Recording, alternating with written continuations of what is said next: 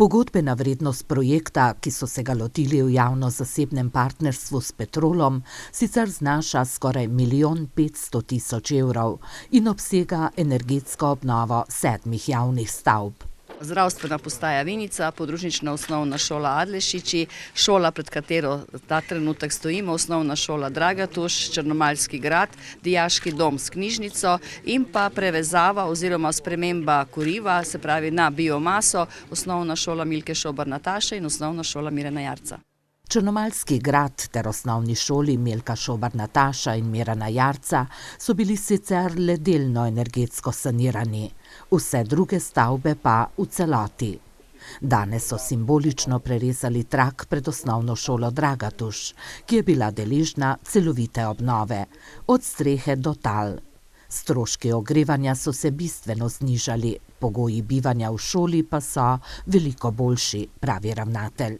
Žal pa je ostal še en del, ki ga namenoma nismo obnavljali in energetsko sanirali zaradi tega, ker je predvideno, da bi se v roku, upajmo, vsaj 2 let obnovil in dogradil. Namreč naša šola nujno potrebuje dodatne prostore, pokamo po šivih in to je v načrtih že nekaj let.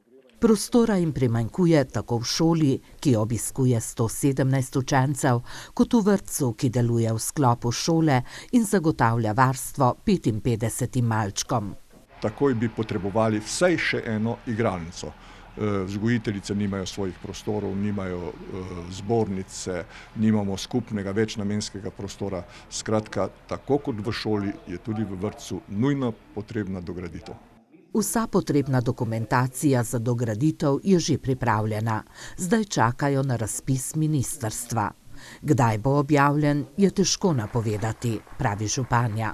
Predvsem zaradi tega, ker je bilo strani Ministrstva za šolstvo obljubljeno, da bo v letu 2018 razpis za sofinanciranje v šole in pa vrtce. Do danes tega razpisa ni. Ni bilo rečeno, da ne, ampak tudi nekega upanja niso dali za letos. Dragatuški osnovni šoli torej ostaja upanje, da bo razpis kmalu. Število otrok v njihovi šoli namreč iz leta v leto narašča.